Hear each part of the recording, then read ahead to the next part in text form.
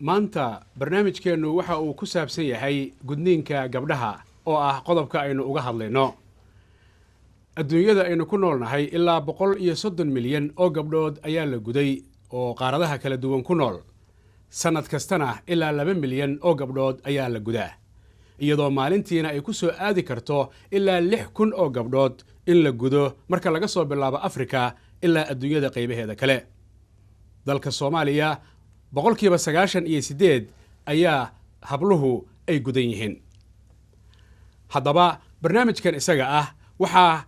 marti ku ah oo ka qayb galaya dadka kale ah Aadan Yuusuf oo ah maamulaha masjidka la yiraahdo Daarul Hijra ee ku yaala magaalada Rotterdam ee waddanka Holland. isla markaana Aadan Yuusuf waxa uu ka qalin jabiyay Islamic University van Europa oo ku taala isla Rotterdam agteeda. Sucaad Cabdiraxmaan waa ay ka qayb galaysaa, waa dhakhtarad ka baxday jaamacadda caafimaadka ee ku taala Utrecht, isla markaasina ka shaqaysa isbitaalka ku yaala Amersfoort, iyadoo weliba ku takhasustay waxna ka qabato daaweysa xanuunada nafsiyan ku dhaca dadka iyo weliba dhinaca maskaxda. Jamiila Siciid Muuse waxa iyaduna ay tahay wakiil urur qaabilsan dhinaca kaalmada iyo horumarinta oo marka magaciisa la soo gaabiyo la yiraahdo IAID. waxa ay ka shaqaysaa magaalada Boosaaso ee dalka Soomaaliya, isla markaasina waxay u ololeysaa oo ay har iyo habeen u taagan tahay sidii loo joojin lahaa gudniinka gabdhaha. Cabdulqaadir Ruumi waa aqoon-yahan ka shaqeeya arrimaha fayadhowrka caafimaadka, isla markaasina u ololeeya ka hortagga dhinaca gudniinka. haddaba waxaan jecelahay Jamiilo inaan ku weydiiyo fikradaada ku wajahan ama ku abaaran arrinkan gudniinka gabdhaha. bismillaahi raxmaani raxiim. aad ayaa mahadsan tahay Cagmi Dhige.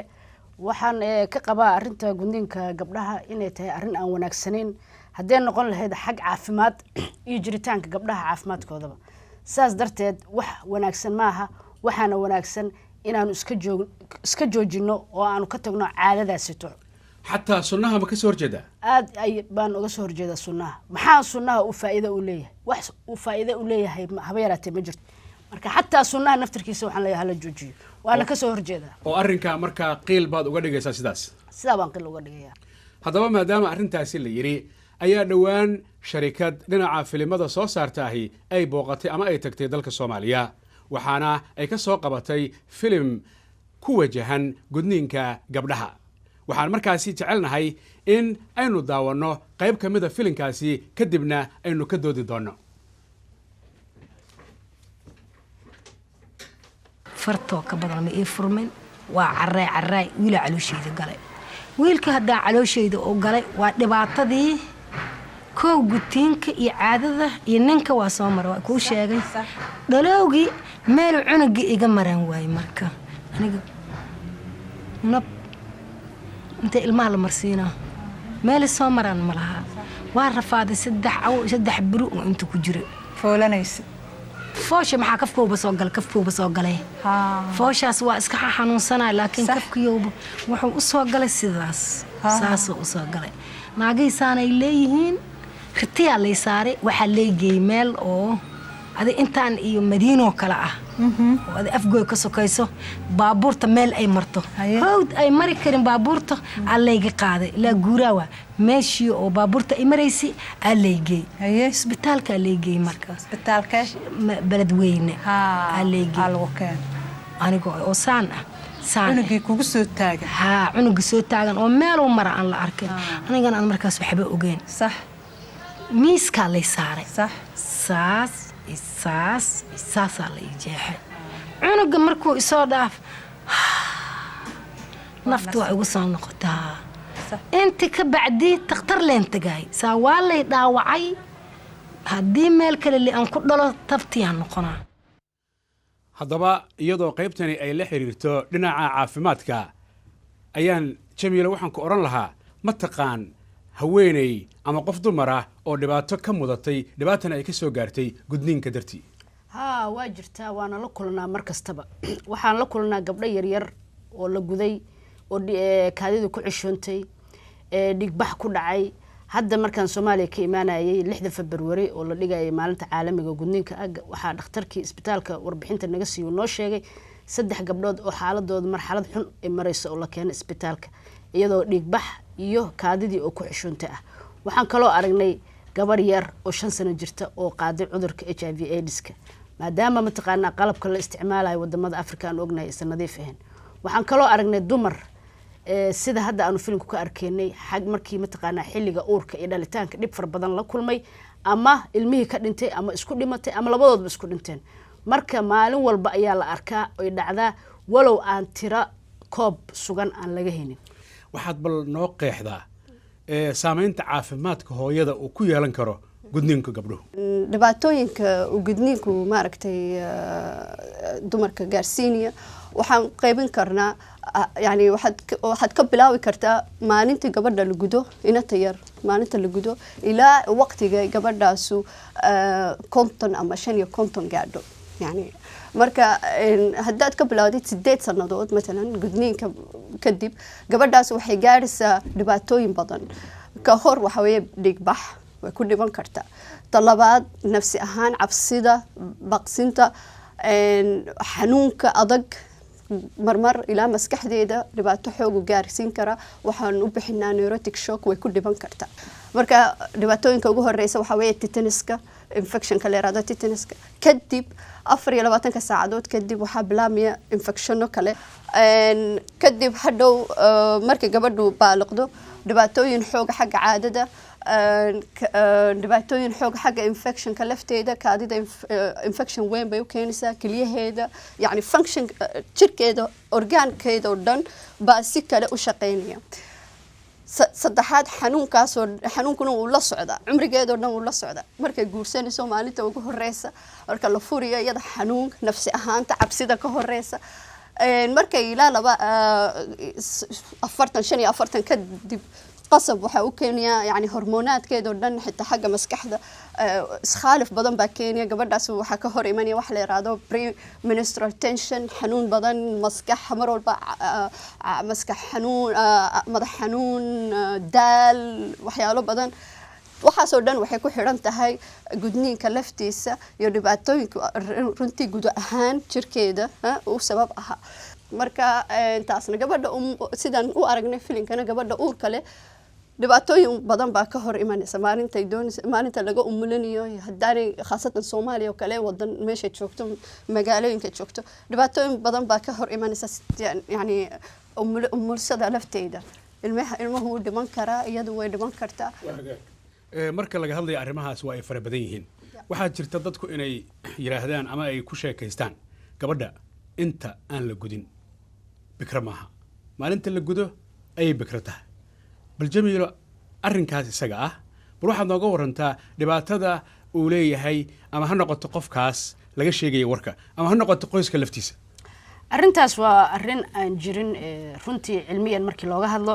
laakiin wax aan dhaqan ahaan aan u haysano weeyaan oo isku xirno gudniinka iyo bikrinimada bikradana waa wax ilaahay qofka u abuuray gudniinkan waa wax bini aadamku oo ay sameysteen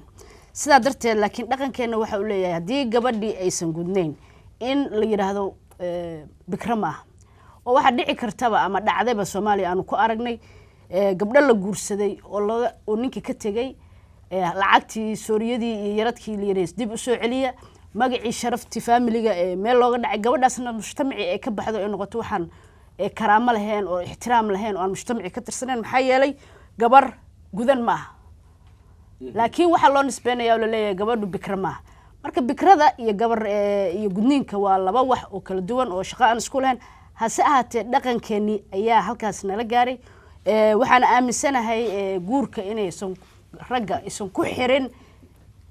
mataqaanaa gudniinka arrinka isaga ah ee Jamiila faahfaahisay Sucaad Cabdiraxmaan maxaad adigu ka oran lahayd bikirku gudniinku bikir ma sameeyo taasan doonayna inuu sheego dadkayga gabar walba waxay u dhalatay iyadoo bikra bikirkan wax weeye waa maxaa la yiraahdaa xuub yani meesha makaanka gabadha وهدان تفاصيل دير أن دحقلوا وقتي بقادنسا لكن وحن شيء وحن الأيجو دونيان إنه حرحران ضدك أيجو دونيان إنه ماركتي بروتكشن وكلوكو سمعيان وما باهنا إنه وحب كلفتيسو وسجع عدك يا وقتي قبل اللي جورسدو حب كاسو وفرمية مركب بكر كيدس مركب بكر معها كدنين كانوا وحبا ما تريو qofka bikirka marka anigu waxaan leeyahay lahaa dadkayga inay iska dhaafaan leeyno waa taqliid waxa la yiraahdaa caado aan qaanuun ama yani qawaaniin ba aan lahayn haddaba marka laga hadlayo arrimaha gudniinka gabdhaha waxaan meesha ka marayn oo mar walba joogto ah waa cadaadiskaas oo ka yimaada qoyska ama bulshada Soomaalidu meel kastoo ay joogtaba haddaba iminka waxaynu daawan doonaa qayb yar oo arrimahaasi ku saabsan kadibna aanu su'aalo iska weydiin doono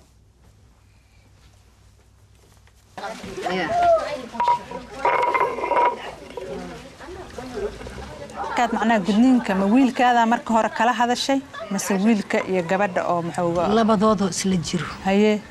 yaad marka u sheegtay labadooda wada joogo haye horta waxaan maqlay gabdh ilmihii waa la gudaa koow ما لا جودها بس لا بدودا وإمد وإدين دعيناها رهاية وإدين دعيناها دافع ما يقول تلديدن أي جانا بس وإصلاح له وإصلاح لين سجع جارها نكتس ولا هذا لا بدودا ما نقول للجري مركان للجري إذا وحي يتري هدان للصنين أنا حير كان هدان للصنين يعني عن عادة ذين لب كان عن كتر هو يسوق لب معها ويلك يحور سيدي أهانيسا بس والله هاللي أقل كأن دمنا أنا كعبسدي وحائر رواية صنيه يعني أي كلا تجايان عن كبقى يعني. عبد القادر الرومي سيدات وحلين لهيد هدي عداد إسكاجي ماذا قيس كاجا أما بالشدة الصومالية أو الحريرة جدنينك قبلها. محمد سيدا وشكتي عداد إسكو حكم دي هاي دباتوين كوين هرتاجن إن حلله لو أما لقى هرتجو جدنينك. waxaa jira aabayaal iyo hooyooyin aad u fara badan oo jeclaan lahaa in aysan gudin gabadhooda laakiin waxaa fuula cadaadis xoog leh cadaadiskaas oo culus wuxuu uga imaanayaa dhinacyo badan dhinacyadaas waxaa ka mid ah dhinaca qoyska ay ka dhasheen waxaa kaloo ka mid ah dhinaca deegaanka ay ku nool yihiin marka waxaa wanaagsan markasta qofku inuu eego maslaxadda caruurtiisa gaar ahaan gabadhiisa xaggee maslaxad ugu jirtaa xaggee dan ugu jirtaa caafimaadka gabadhiisa waxaa marka ila haboon in la wajaho cadaadiska oo laga turjumo baahida loo qabo caafimaadka gabadha iyo maslaxadeeda gaarka ah ee mustaqbalka marka sidaas ayaan u arkaa inuu yahay sida kaliya oo loo wajihi karo cadaadiska dhinacyada badan ka imaanayo qofku waa inuu eegaa meesha maslaxaddu ku jirto oo uu yiraahdaa aniga go'aan ayaa iga soo go'ay go'aankaasna waa inuu ficil ahaan ka dhabeeyaa jamiilo seed adigu u aragtaa aadna u wajihi lahayd cadaadiska saas oo kale ah oo ka yimaada qoyska ama bulshada qaybaheeda kale runtii cadaadiska waa wax aad u weyn oo ka dhex jira mujtamaceena qoysas fara badan ayaanu aragnay oo go'aansaday inaysan gabdhahooda gudin haddana ku dhici waayay inay bulshadii ay u sheegaan marka waxaa jirta waxa loo baahan yahay wax weeyaan in mujtamacii uu adkaysigeeda yeesho aqoonna la siiyo waxna laga dhaadhiciyo hadda for example annaga NGO-yada ka shaqeeya arrimahan gudniinka waana lagu qabsadaa way aad uga shaqeynaysaan gudniinka muhiim maxaa ka dhigay dhibaatooyin kale ayaa jira maxaa yeelay mujtamacii waqti ay qaadanaysaa inay u bislaadaan oo ogolaadaan oo qaataan in waxaan laga hadli karo oo laga shaqeyn karo walow todobaatanayadii meesha aanu joognay aan maanta aanu joognin oo isbedel weyn uu jiro sidaas darteed pressure wuu imaanayaa xag qoys buu imaanayaa xagga guurka ayuu ka imaanayaa xagga bulshadii mataqaanaa iyo dadka ka shaqeynaya ayaa la kulmaya dhinacyo kala gedisan waxaanu aragnay gabdho la kulmay oo gabdhahoodii diiday inay gudaan haddana guurkoodii ku waayay marka taa way jirtaa laakiin waxaan aaminsanahay muddo haddii hawshan lagu isku mashquuliyo in laga gudbayo laga baxayo marka arrinkaa isaga ah adoo fiirinaya aqoontaadii waayo-aragnimadaada sidee gabar aan gudnayn oo weli lagu taaban bartii ay nin wanaagsan u heli kartaa بسم الله الرحمن الرحيم وبه نستعين على دنيا والدين waxaa muhiim ah arrinkan in laga hadlo haddana waxaa muhiim ah in marar kala duwan oo fara badan laga hadlo miiskan aan fadhino kuma soo koobi karno muhiimadda ay leedahay in laga hortago gudniinka. haddaba gabadhaas wanaagsan oo Soomaaliyeed muslimadda ahi see laga yaabaa inay u hesho nin wanaagsan iyadoo aan gudnayn? rasuulkeena calayhi salaatu wasalaam waxaa laga wariyey inuu yiri gabadha waxaa loo aroosaa 4 shay: limaaliha walixasabiha walidiiniha walijamaaliha fadfar bidaati diin taribat yadaak. gabadha 4 baa loo aroosaa: inay maal leedahay, inay qurux leedahay, inay ka dhalatay reer laandheer, iyo inay diin leedahay. haddaba rasuulku wuxuu sheegay calayhi salaatu wasalaam dooro midda diinta leh. haddaba 4tan siyaabood kuma jirto gabadha inay gudan tahay. marka waxaan doonayaa inay mujtamaceena si fiican u ogaadaan diintooda iyo gabadhaas laftigeeda oo rabta guur. hadda maxaa waajib ku ah, maxaa haddaba waxaanu isweydiinaynaa maxaa ka socda Soomaaliya? maxaynu Soomaaliya waxa ka socda haddana aan ka baran karnaa? bal aynu daawanno qayb kale oo arrimahaasi ku saabsan, kadibna su'aalo kala duwan aanu iska weydiino. dagaalka horta mujtamac Soomaaliyeed meel kastoo joogo uu saameeyay, laakiin markuu saameeyska yimaado dagaal markuu yimaado particular wuxuu aad u sii taabtaa waa dumarka iyo dhallaanka yaryarka ah iyo waayeelada. marka qofka dagaalkan maadaama uu yahay dagaal ku salaysan qabiil, waxay noqotay mar allaala markii duulimaad dhaco badi dumarka lama ataago, marka rag waa cararaan. marka baardankii oo guriga ogaantiisa ilmihii ogaantooda waayeelka qofka ah laga cararo dumarkay ku soo furtay. markii aan soo gadoonno dagaalka ka soo noqonno oo kastoo yar fahamka noo soo noqdo weli dagaalka ma dhamaanin. waxaa dhacday shaqooyinka inay furnaan waay, unemploymentaa dhacday, dowladdii istaageeda waa burbur. markuu dowladdii istaageeda burbur arrinta waxay ku soo shubatay inay gabadha Soomaaliyeed orado ay noqoto qofka rootiga soo dhicinayo. hadday shaah gadgadayso, hadday jaad gadayso, hadday xoolaha nool ay ka bic mushtarayso, hadday caanihii keenayso, hadday qudaarta gadayso, intaas oo iyo hadday suuq intay galayso dhar beec mushtareynayso. marka waxay noqotaba xataa inay raggeenne effective work oo inuu ku noqdo inay mashaqaystayaal noqdaan, ee hooyadii noqoto inay rootiga dhiciso. marka kastoo yar xasiloon yarina la helo ilmihii iskool la geynaan ayada inay noqoto. marka ayada waxay noqotay inay rootigii ragga soo dhicin jiray ay soo dhiciso, inay ay booskii dhalmada ay weli ku jirtay qof dhala ay ku taagan tahay, ee haddana inay noqoto inay mujtamac sidiis kale ayadaba u orado. ay ragga ay ku leeyihiin ama jaadaan cunaa ama ani maba shaqayn kara, adaaba lafiis u naxaysa qof raggood ninkaaga waa jecesha waana qiimaynaysaa. marka waxay noqotay ayada marka inay noqoto qof oo wax kasta suubinayso, dhalmadii ku jirto, haddii ilmihii kacan ay ogaan noqoto ayada ay ogaato, haddii guri quud loo soo dhicinaan ay soo noqoto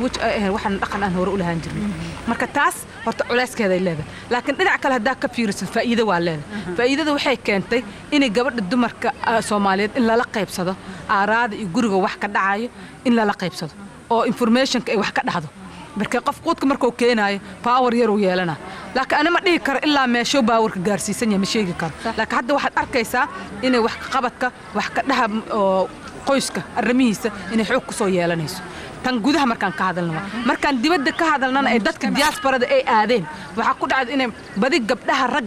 dumarka u baxeen, gabdhaha qoyska qof gabara u baxday inuu ka faa'iido badan yahay kan qoyska ragga. wiilka ragga markuu baxo oo nan guursanin ciddi waa ka soo fikraa, laakiin markuu baxo oo reer yeesho waa iloob ciddi. gabadha hadday reer leedahay iyo haddaynan lahaynba ciddii ay uga tagto xamar ma ilowda, weli ayadaa gacanta ku hayso. marka waxaa hataa taas hataa ku muujinaysa markii go'aan cidda laga gaaraa lagu leeyahay gabadha lala socodsiiyey maqneed. horta waxaa u malaysaa inay uplifting ay ku suubisay positionkeeda, laakiin ani ma sheegi kara hadday gabadha Soomaali faa'iidadaasayto intay ka faa'iidaysato ay positionkaas ay xanan karayso ma sheegin. marka naftirkeeda waxay u baahan tahay istiraatiiji inay u develop garaysato say ku hanan lahayd booska. runtii qaybtan muhiimadda ay leedahay oo Maryan ay ka hadasho waxa weeyaan kaalinta haweenka Soomaaliyeed ay ku leeyihiin dalka gudihiisa,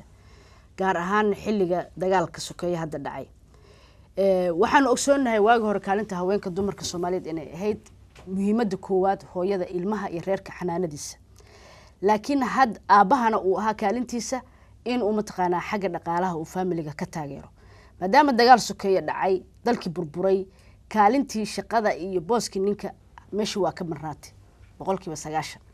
hooyadii ayaa waxay noqotay inay buuxiso kaalintii aabaha oo ay reerkii rootigii u soo saarto, reerkii iyo ilmihiina ay ayada hayso.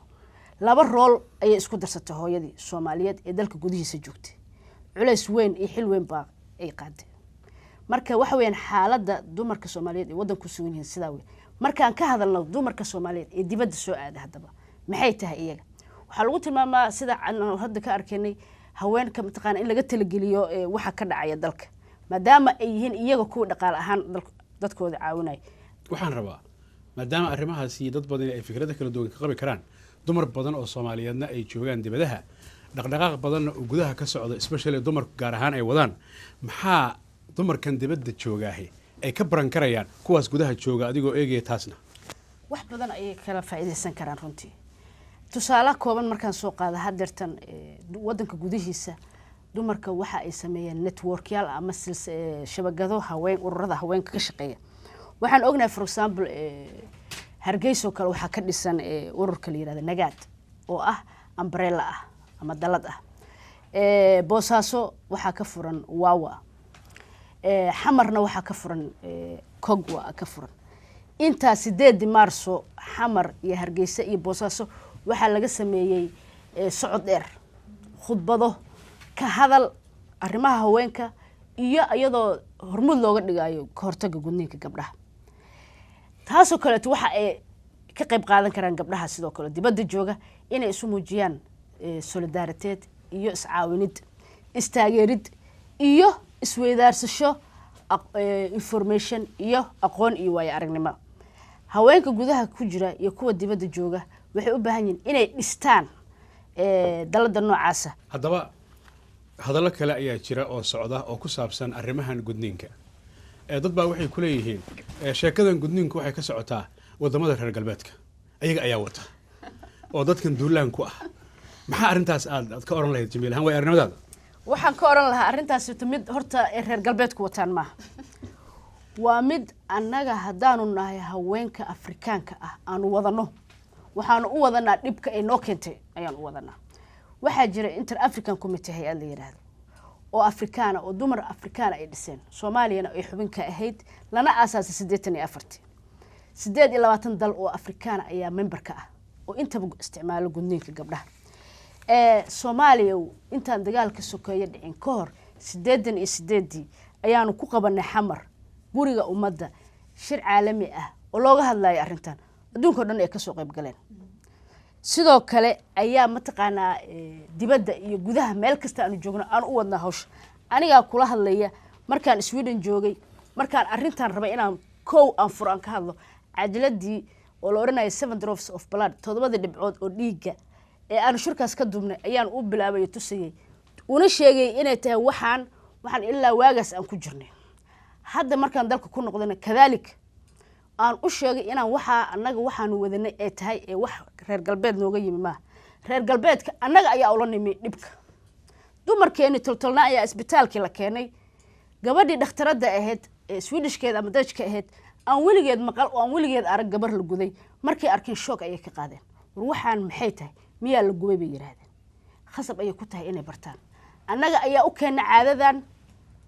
oo wadanay waxa iyaga wadaan ma annaga ayayna nagu xirantahay inaanu joojino annaga ayaana la dagaalamayna inaanu joojino inta aanu noolnahayna waa wadeena waxaan rajaynaynaa dhalinyarada naga dambeysana inay halkaas ka soo galaan oo halka ay ka sii wadaan dagaalka marka aan taas daba dhigay waxaad leedahay iyadoo annagu aanu ula nimid ayaan haddana annagu ayaga eedanayna sidaaba weeyana su'aasha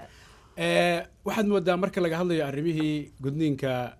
hablaha ama gabdhaha in dumarka aan culayska la saarayo iyagu leeyahay wax ka hortaga iyagu difaaca ha sameynina haddaba Cabdiqaadir Rumiyo kaalintii ragga mas'uuliyadii ragga ee ku wajahneed arrintan gudniinka hablaha xagee bay martay waa sidee waa marka hore waxaa xusudii qadarin mudan in gabdhaha Soomaaliyeed ama haweenka Soomaaliyeed ay qayb libaax leh ka qaateen barnaamijyada la xiriira ka hortagga gudniinka dumarka Soomaaliyeed waxay u gogol xaareen una sabab noqdeen in marka hore la isweydiiyo horta gudniinku qiil ma leeyahay waxaa halkaas ka soo ifbaxay in gudniinku wax qiil ah uusan lahayn oo uu yahay caado haraadi ah loona baahan yahay in laga taqaluso oo la iska dhaafo sidaas u sheegtay kaalintii ragga ayaa maqan raggana waxaad moodaa inaysan ahmiyad siinayn arrimaha la xiriira gudniinka sababtu waxa weeyaan raggu waxay u janjeeraan dhinaca siyaasadda marka waxaad moodaa in raggii ay baneeyeen ka hadalka ka doodidda arrimaha la xiriira bulshada. marka aniga waxaan qabaa in loo baahan yahay raggu inuu ka soo dhalaalo kaalinta laga sugayo, waayo raggu waa lafdhabarka qoyska. asaga ayaa lafdhabar u ah qoyska asaga ayuu ku taagan yahay. marka waxaa laga sugayaa inuu ka soo dhalaalo kaalintiisa oo ah ka hortagga iyo baabi'inta gudniinka. haddaba mar haddii laga hadlay dumarkii oo hooyooyinah iyo raggii oo aabbayaal ah, waxaa jira qaybo kale oo aada muhiim u ah bulshada oo laga maarmaan ay tahay inay arrinkan wax ka qabtaan oo ah dhallinyarada. marka doorka dhallinyaradu waa muhiim marka laga hadlayo ka hortagga gudniinka gabdhaha. ruumi adoo mar kale ku laabanaya, waa sidee arrinka dhallinyarada iyo dhinaca uga wajahnaanta ka hortagga arrinkan? waa sidaad u sheegtay, doorka dhallinyaradu waa door muhiim ah, waayo dhallinyaradu waa xoogga ugu firfircoon ee maanta bulshada Soomaaliyeed. marka adeega bulshada waa inay u soo jeestaan dhallinyarada. adeegaas waxaa ka mid ah in laga hortago dhaqamada aan wax cilmi ah ku dhisnayn ee haraadiga ama gabowga ah sida gudniinka. sidoo kale dhallinyarada waxaa looga baahan yahay wacyigelinta bulshada. waxay leeyihiin aqoon, marka waxaa fuusha mas-uuliyad ballaaran taasoo ah inay u gudbiyaan aqoontooda, waayo aragnimadooda iyo maskaxdooda freeshka ah dadka Soomaaliyeed ee arrimahaas u baahi qabo. sidoo kale dhallinyarada waa aayihii bulshada, ayaga ayaa laga sugayaa hogaamintii wadanka. marka waxaa loo baahan yahay dhallinyarada inay arrimahaas u soo jeestaan. aniga waxaan ku wani lahaa dhallinyarada anoo waayo aragnimadayda cugsanaya inay si kaafi ah uga qayb galaan arrimaha la xiriira ka hortagga ee gudniinka. maxaa laga sugayaa dhallinyaradu? way badan tahay. waxaa ka mid ah inay adeegsadaan qalabka tiknolojiga ee maanta oo ay aaraha isku dhaafsadaan, aarahdaas oo ku wajahan waxyeelada caafimaadka ee gudniinka, aarahdaas oo ku wajahan dhaqankan gabowga ah sidii looga taqalusi lahaa. marka waxaa looga baahan yahay dhallinyarada inay adeegsadaan qalabka tiknolojiga ee warbaahinta. qalabkaas ayaa maanta dunida oo dhan ay adeegsataa. sidoo kale dhallinyarada dibadda joogta ayaa wuxuu fuulaa mas-uuliyad gaar ah. waa inay ayagana la tashtaan oo ay aaraha isdhaafsadaan dhallinyarada Soomaaliyeed ku nool, oo kulligood aan u soo wada jeesanaa oo aan u istaagnaa sidii looga hortegi lahaa gudniinka. haddaba marka laga hadlayo arrimaha dhallinyaradu, Jamiilo, waa wax muhiim ah. dhallinyarada laftooda ayaa u badan dadaan weli guursan. dhinacna waxaa laga rabaa ololahan inay ka qayb qaataan la dagaalanka joojinta. marka isaga laftiisu gabadha uu berri guursan doono nooca ay tahay waa uu ka fekeri karaa. arrimahaas adigoo u dhuun daloola xaggii gudihii iyo xagga dabaddaba bal ka waran. runtii waa muhiim dhallinyarada roolkooda ama kaalinta dhallinyarada. dhallinyaradu waxay cayaari karaan laba rool bay leeyihiin. midka koowaad waxa weeye mid ka hortegid ah oo ah inay badbaadiyaan gabdhaha walaalahooda oo ka yaryar ama caa'iladooda ama ay yaqaanaan ama saaxiibadood la dhashay inaan la gudin, oo ay waalidkii iyo bulshadii ay gaarsiiyaan waxaan inay tahay waxaan habbooneen in la sameeyo, oo ay iyagu arrintaas hormuud u noqdaan. waana aragnay dhalinyaro sidaas sameeyey oo ku guulaystay gabdho badbaadiyey gabdhihii walaalahooda ha ka yaryara. midda labaad ee dhalinyarada roolkooda uu yahay waxa weeyaan inay u istaagaan oo ay yeeshaan awoodda dhiirinaanta ah oo ay leeyihiin anigu waxaan diyaar u ah inaan guursado gabar aan gudnayn, anigu waxaan ahay gabar aan gudnayn, waxaan guursanayaa wiil Soomaaliyeed. geesinimada noocaasa haddii ay bilaabaan bulshadu waxay noqonaysaa mid ay ogolaato arrinta. marka kaalintooda waa sidaa. mideeda kale aan rabay inaan wax ku darsado waxa weeyaan kaalinta ragga. kaalinta ragga waxa weeyaan aad ayay muhiim u tahay. waxaa moodaa gudniinka in loo daayay dumarka. gudniinka dumarka ayaa iska leh. qoyska wuxuu ka kooban yahay aabba iyo hooyo carruurta. aabbaha meeda responsibilities aaw mas-uuliyadiisa reerka waa ay maqan tahay. hadda waxaa laga yaabaa 3 rag nala joogtaan in markaad halkan ka baxdaan la idin yiraahdo maxaa idin geeyay oo ga hadlaysan arrimaha dumarka. maaha arrin dumar waxaanito, waa arrin bulshada khusaysa. aabbahana waa bulshada. aabbaha gaar ahaan waxa weeye madaxa qoyska weeyaan. wuxuu rabaa ha aada rool kasta ha lumiyo, laakiin waa madaxii qoyska dhaqan ahaan aanu leenahay. kelmadda ugu dambaysa isaga iskale. haddii uu u istaago yiraahdo gabadheeda lama gudayo, hooyada ma ku dhacday inay gabadha gudo. laakiin markii la yiraahdo aabihii banaanka ayuu siyaasad uga sheekeynaya, gabadhiisina waa la gudaya, shaqo kuma leeyahay, hooyaa shaqo ku leh. aabbinimada mas-uuliyadiisa. taas waa run. adiga nafsad ahaantaada adiguna sheekh Soomaaliyeed arrimahan u dhuun daloola diinta Islaamka waxyaabaha ay ka qabto gudniinka gabdhaha bal faahfaahin ka bixi. mawduucan wuu soo noqnoqdaa mar kasta. sheekh baa la weydiiyaa, mid kalea la weydiiyaa, aadan baa la weydiiyey. hadda marka waxaan u arkaa halkan waxaan jeclahay in wixii tagayba waa tageen. waxaan la hadlayaa mujtamaca guud ahaan, gaar ahaan shabaabka aniga igu da ah oo halkan iga daawanaya. waxaan idin sheegayaa walaalayaal, saaxiibayaal dhammaan, in diinta islaamka ahi aysan jirin wax cad oo waajibinaya in gudniinka uu waajib yahay, gudniinka gabdhaha. xasan albasri haddaan usoo noqono qowl uu yiri, xasan albasri yuu ahaa raximahullah, wuxuu ahaa awalu taabiciin, taabiciintii dadkii rasuulka raacay calayhi salatu wasalam, jidkiisii dadkii ugu horreeyay ahaa. muxuu leeyahay markaan noqono? wuxuu leeyahay xasan albasri raximahullah: qad aslama maca rasuuli illaahi sala allahu calayhi wasalam annaas. rasuulkii dadkii baa ilahay usoo islaamiyey, dadka oo noocyo kala duwan ahaa: alaswada waalabyada waalfarisi waalruumi waalxabashi. qaybahaasoo dhan reer ruum, xabashada, maxay ahayd ole carab, dadkii madooba, dadkii caddaa. famaa fatasha axad, qof uu baaray rasuulka calaih bal kaalay ma gudan tahay ma jirto. marka yaa jamacat alkhayr, yaan iswareerin, gudniinka meel naga dhiga bilaahi calaykum. maxay ahayd ole mana raba inaan kusii dheeraado. arrintan waa arrin maaragtay xasaasiyad ah oona u baahan inaan si fiican u fahno diinteenna, islamarkaana shabaabka ay u dhikraariciyaan, ay ogaadaan waxa waajibka ah iyo waxa kale oo aan jirin. haddaba way arrimadaada kullaytaba intii aad waddankan Netherland aad ku noolayd iskama aadan fadhin meelo kala duwan ayada booqatay. sida ugu maqaalo ahna dhowaan waajibkii xajka ayaad soo gudatay ugu dambeeyey. suurtagal ma kuu noqotay inaad la kulantay halkaa iyo magaalada barakeysan Maka iyo meelo kaloo dunida ka midaba wadaado ama culamo diinta aad wax uga yaqaana oo aad isla soo qaadeen arrimahan ku saabsan gudniinka gabdhaha ee soo laalaabtay? ha maxamed, way jiraan. alxamdulilah, dhowaan waxaan yeera tagay xajkii janaayo sanadkan bilowgiisii. allana waxaan ka rajeynaya inuu naga aqbalo dhammaan dadkii tagay meesha. culimo waaweyn ayaan la kulmay. sheekh waxaa jiray aan la kulmay, doctor hani la yiraahdo, oo ah rectorka ninka ku xigay jaamacadda umulqura ee Maka, isla markaana uu ka bixiyo 10 fiqhi ah. sheekha ayaan la hadlay, waxaan iri bal ka waran arrintan gudniinka. hadda markaan Holland u noqdo waxaan rabaa in arrinta aan ummadeena kala hadlo, bal maxaad igu waanin lahayd, maadaama aad nin caalimo weyn tahay ee dhali karaa cilmi iga badiya, iga khibrad badan, iga way aragsan. wuxuu xasuusiyay xadiiskii rasuulka calayhi salaatu wasalaam. wuxuu yiri aadan miyaadan akhrisan miya xadiiskaas? ma xasuusatid miya xadiiskii rasuulka calayhi salaatu wasalaam inuu yiri ilaahay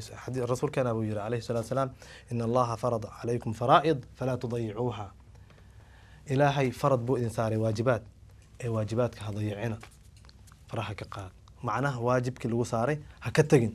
ku dheganow sidii lagu amrayeen. waxaa lagu sameeyey oo kale waxadda xuduudan falaa tactaduuha, soohodin baa lagu sameeyey ha dhaafin. هو يري رسولك عليه الصلاة والسلام: يا جماعة الخير، رسولك أنها دوسان لي ما سفع نودي يسنو الله باله، قل إن كنتم تحبون الله فاتبعوني يحببكم الله. هداد ألجع شيء، هداد شيء يعني إنسان إن هذا ألجع شيء مركور الرسول الراعي. يا جماعة الخير،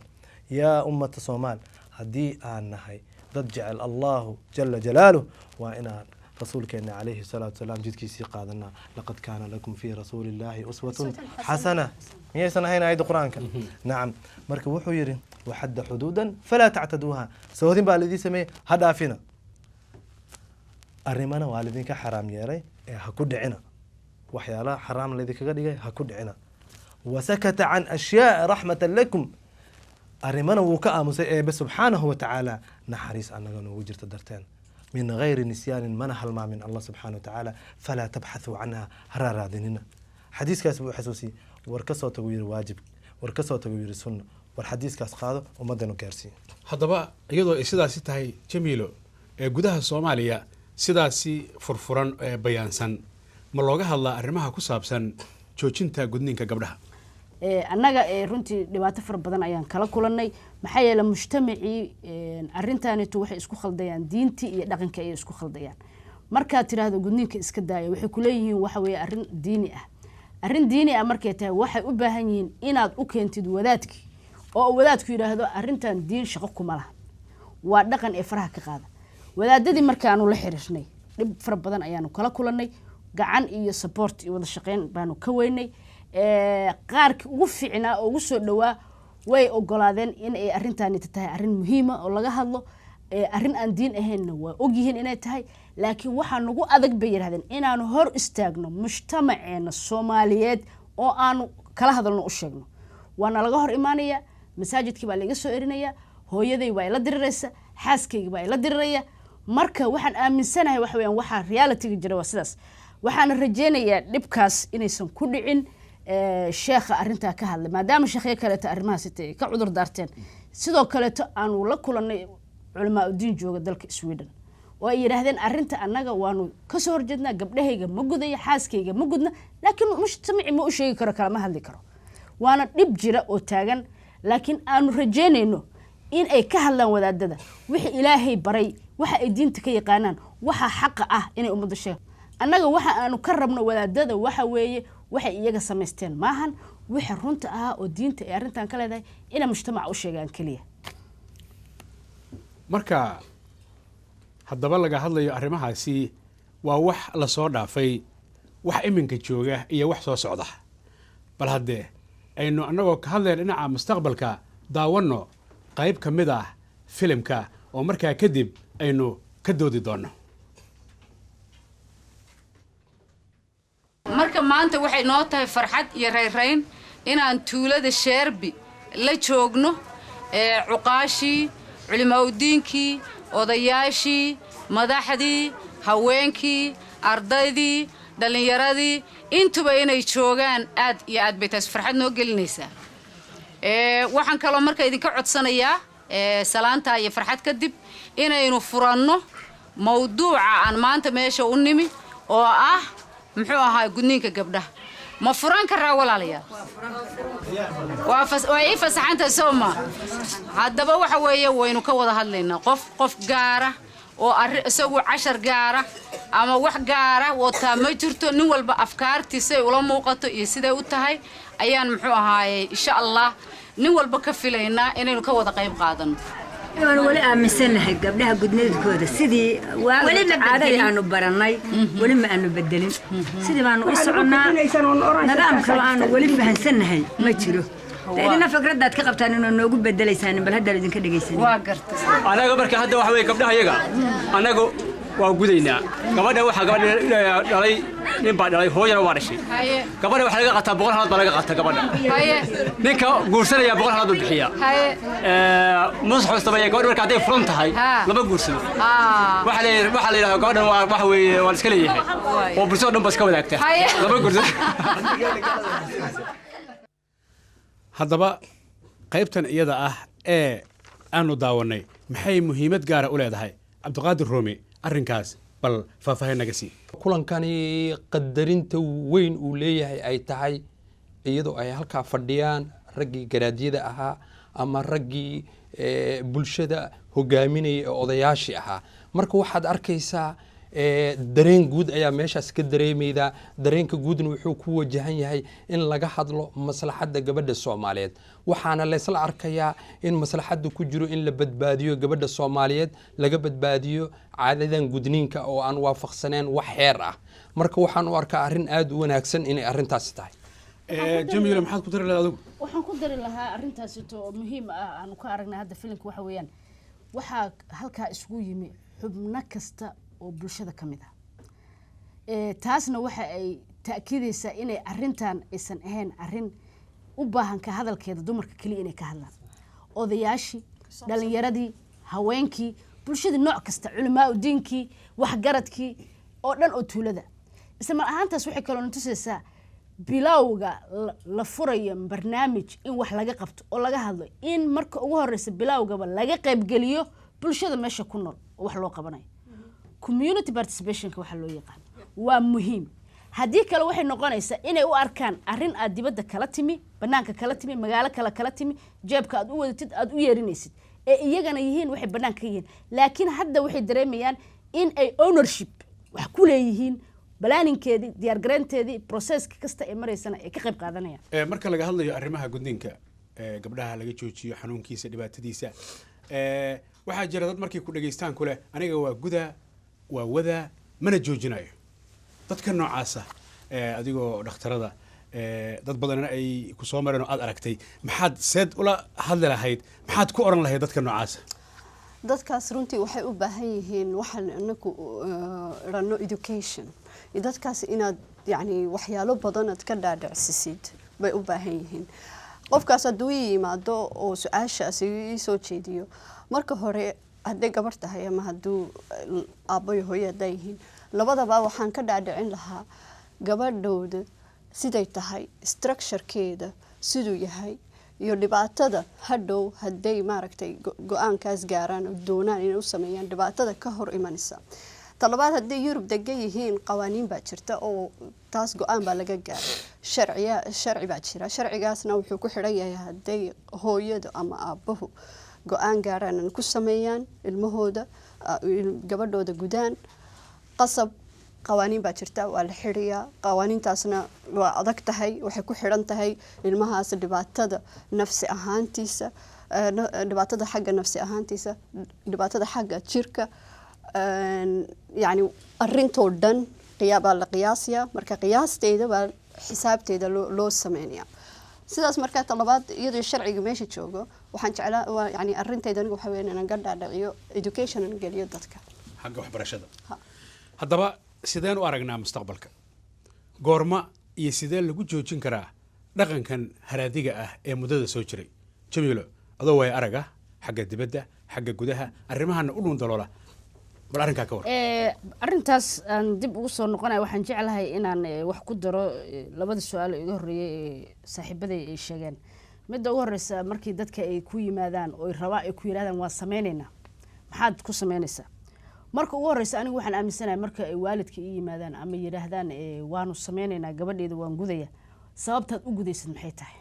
in la weydiiyo maxaad gabadhaada u gudaysaa haddii ay sabab diin ay u sheegaan aan wadaadka aan ugu yeero uu ka dhaadhiciyo inay joojiyaan haddii sabab caafimaad aan u sheegaan caafimaadka ay u wanaagsan yahay inaan dhakhtarada ugu yeero aan idhahdo dhakhtarada u sheeg haddii inta loo sheegay ay ku qaadan waayaan wax waa muhiim in sharciga la adeegsado sharcigu waa laga maarmaan laakiin qodobka keliya ma aha sharciga waa in si baarrel ah loogu wadaa dadka wacyigelin dhammaan qoyska dhan la siinayo iyo inuu sharci jiro haddaan qofkii sharciba jirin maxaa sharci lagu qaadaa waa inuu sharci jiraa waa in wacyigelinna jirtaa hawshaana waa inay socotaa continuation ay leedahay maaha wax maalin iyo 2 beri ku dhammaanaysa waxaad mustaqbalka aan u arko waxay tahay wax kasta waqti bay bilowdaan waqti bayna dhammaadaan arrintan waa arrin 1000 centuries soo jirtay arrin sahal ku dhammaanaysa maaha haddana waxay u baahan tahay in la gelsho howl laga qabta ayay u baahan tahay isbedelna wuu imaanayaa waqti laga gudbana oo aanu ka tagnana waa imaanaysaa because 22 sano ka hor ma jirin discussion noocaana culamaa diinkii aqoon-yahankii iyo meediyihii ay ka qayb qaataan ka hadalka gudniinka alxamdulilaahi rabbil caalamiin maanta waxa weeyaan marxaladan baanu gaarin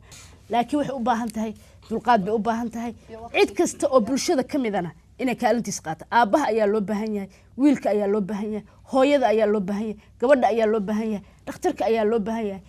wadaadka ayaa loo baahan yahay ninka macalinka ayaa loo baahan yahay qof kasta ayaa loo baahan yahay waa hagaag iyadoo haddaba aan saas uga hadalnay qaybo badan iyo waxyaabo badan oo guud ahaanba la xiriira arrimahan gudniinka gabdhaha ayaan sheekh aadan yuusuf waxaan odhan lahaa qaybtaada dardaaranka iyo qaybtaada ku wajahan sida mustaqbalka u muuqdo bal hadda arrinkaas maxaad ka odhan